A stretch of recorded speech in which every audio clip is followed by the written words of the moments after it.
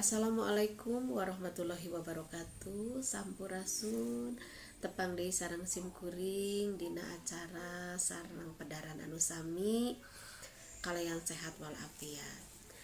Dina danget ieu simkuring bade medar pangajaran Rineka Budaya Sunda kelas 1 pangajaran 4 tumali sareng kulawarga. Janten kulawarga teh panginten aya indung, aya bapa, aya adi, aya lanceuk. Lajeng aya anu pangpayuna lahir disebat budak cikal, aya anu pangpandeurina lahir disebat budak bungsu. Kamu langkung antepna eta anggota kulawarga teh di kelas 1 mah panginten bade dipidangkeun dina pupuh lambang. Janten dina pupuh lambang aya kulawarga, aya indung, aya bapa, aya dulur jeung baraya, aya oge adi sareng lanceuk.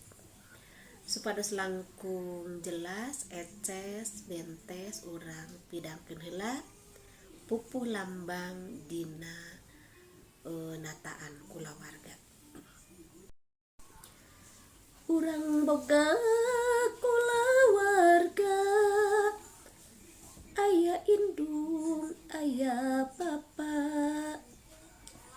Urang boga kulawarga, aya indung, aya bapa. Tambah dulur jeung baraya, remen ngumpul sarerea. Dulur nu lahir ti heula, apan cikal disebutna. Dulur nu lahir ti heula, apan cikal disebutna. Mun nu disebut bungsuna, lahirna pangpandeurina. Adika lanceuk sing hormat, lanceuk ka adi sing nyaah. Adika lanceuk sing hormat, lanceuk ka adi sing nyaah. Kade entong parasea, sing akur salalawasna.